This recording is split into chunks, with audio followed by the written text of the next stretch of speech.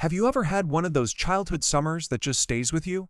Late August, the air's still thick with heat, and you scramble up a low branch or push through a scrubby bush. When you come out, your fingers are purple, your lips are purple, and your shirt, well, that shirt is probably never coming clean.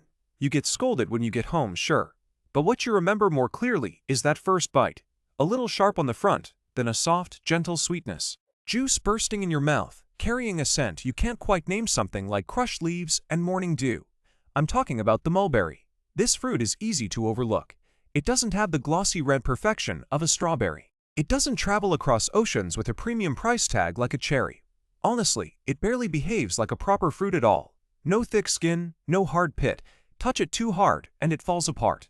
Leave it out for half a day and it starts to turn. It feels like a secret that only exists in a certain season, in a certain place, in a certain memory. But today, I'm not here to get nostalgic. I want to share something that might make you look at this little purple berry differently. That stain on your finger says that one that never quite washes off is not an accident. It's a message, a letter sent from millions of years of evolution. And we humans, we've spent a long time just reading the first few lines.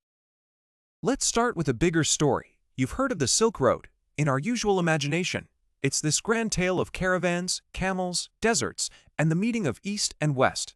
But if you did one layer deeper, the foundation of that entire route, and where does silk come from? Our ancestors figured this out 5,000 years ago. Silkworms spin silk, and silkworms eat mulberry leaves. International organizations have documented that sericulture, the practice of raising silkworms for silk, originated in ancient China and spread along the trade networks that later became known as the Silk Road. So here's a way to think about it. That trade route that changed the course of world history didn't start in a city. It started at a mulberry tree.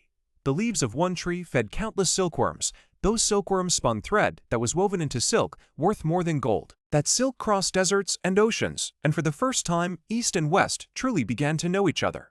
The mulberry tree was the silent starting point of the whole story. This isn't something I'm making up. If you open ancient Chinese agricultural texts, from the Kunming Youshi to the Nongsan Jizao, you'll find the characters for farming and mulberry always appear side by side. For long stretches of history, planting mulberries and raising silkworms was the most important productive activity for an ordinary farming household. When the philosopher Mencius described his ideal society, he talked about a homestead with mulberry trees planted around it so that elders could wear silk. Planting a mulberry tree was code written into the DNA of a civilization. So where does the mulberry fruit fit into this grand narrative? Its role is a little bittersweet. For a long time, mulberries weren't treated as fruit. They were treated as food, emergency food. Traditional Chinese texts describe mulberries as a way to survive famine. The idea was simple. When the grain harvest failed, mulberries could keep people alive. Folk stories tell of ancient rulers who, fleeing to the wilderness during wartime, survived by eating mulberries from roadside trees. We can't verify those specific tales, and we should treat them as legends rather than recorded history. But the fact that these stories spread so widely tells us something real. In agrarian communities, when staple crops failed, this wild or semi-wild berry was a crucial safety net. In the memory of rural China, the mulberry wasn't a snack. It was a lifeline. Now let's fast forward from ancient history to modern science. History tells us about the relationship between mulberries and people. Science tells us about the relationship between mulberries and themselves. Here's the question: why does the mulberry look the way it does? That deep, almost black purple, what's it for? You might guess it's to attract birds, so they'll eat the fruit and spread the seeds. That's a reasonable answer. Light colors in fruit often work like a billboard. Hey, I'm ripe, come eat me. But the mulberry's purple may have another layer of meaning. Plant science tells us that pigments called anthocyanins play multiple roles in plants. One of those roles is helping the plant cope with environmental stress. When a plant is exposed to strong ultraviolet light or attacked by pests, anthocyanin production often increases. It acts as a kind of protection. So the mulberry's purple color is, at least in part, a strategy for dealing with a challenging environment.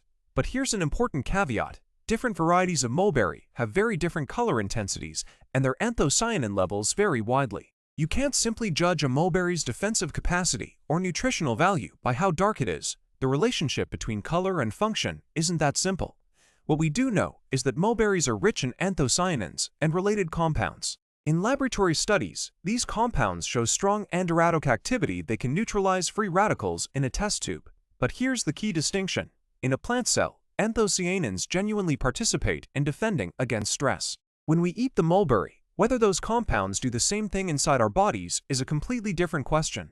The human metabolic system is far more complex than a test tube. A substance showing activity in an experiment doesn't automatically mean it has the same effect in a human body. So if you hear someone say, eating mulberries is like wearing the plant's defense system, treat that as a poetic metaphor, not a scientific conclusion. What does the science actually say? Current research on mulberry health effects focuses on a few areas. Some studies have found that mulberry extracts show antistructive effects in cell cultures and animal models. There are also small-scale human studies exploring connections between mulberry intake and certain health markers like blood sugar control or blood LipD levels. But I want to be very clear. These studies are generally small, many are still at the observational stage, and we're a long way from firm clinical conclusions. As for traditional Chinese medicine descriptions, mulberries nourishing the liver and kidneys, darkening gray hair, improving eyesight, these reflect centuries of accumulated practical observation by ancient physicians. There are some interesting echoes between these traditional ideas and modern research, but those echoes are suggestive, not confirmatory. For example, improving eyesight cannot be directly translated as mulberries regenerate retinal pigments. Current science doesn't support that specific mechanism. These traditional views are best understood as cultural perspectives, not medical advice. So how should we think about all this? Let me be upfront. I'm not here to sell supplements, and I'm not trying to turn the mulberry into a miracle cure. That thing doesn't exist. If someone tells you a single food can reverse aging or cure everything, I'd suggest you hold that claim at arm's length. What I want to offer is something simpler and more achievable. During this short mulberry season, if you happen to spot them at a market or a roadside stall, buy a small basket not with the mindset of taking a supplement, but with the mindset of reconnecting with something ancient. You can do 3 very simple things. First, wash them and eat them fresh. That clean sweetness with its hint of green vegetation, no juice drink in a bottle can reproduce it. Second, if you bought too many and they're about to spoil, dry them. Dried mulberries are lovely in hot water. Drop a few into a cup, pour in hot water, wait a few minutes, and you have a pale purple tea with a gentle fruity aroma. It's comforting, especially if you've been sitting in an air-conditioned room all day. Third, spend an afternoon making mulberry jam. It's not complicated. Mulberries, a little sugar, a squeeze of lemon juice. Simmer slowly until it thickens. Pour it into a glass jar, put it in the fridge. That means for weeks afterward, whenever you have toast or yogurt, you can scoop out a spoonful. And that spoonful carries not just the taste of the season, but an afternoon of patience. One note though, different processing methods and temperatures affect anthocyanins differently.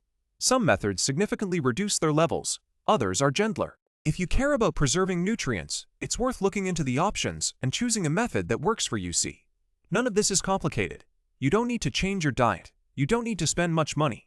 You just need to recognize the mulberry when you see it and take it home. We're almost done. I want to return to that opening image. If you're eating something right now, or you just took a sip of water, try a small thought experiment. Look down at your fingers, whether they're clean or stained from peeling an orange. Imagine a faint layer of purple on your fingertips, that pale, stubborn purple that won't wash off. The kind you got as a kid, climbing a tree to pick mulberries, rubbing your fingers together, and the color just wouldn't budge. Next time you actually encounter that purple, I hope the first word that comes to mind isn't dirty. I hope it's memory. Because behind that color is a species that spent millions of years refining a survival strategy. And behind that color is a civilization that carried this tree with it through thousands of years of rise and fall. The mulberry never made a fuss. Year after year in early summer, it offers its leaves to the silkworm and its fruit to us. Maybe the best way to say thank you is simply to eat it carefully and with gratitude. Thank you.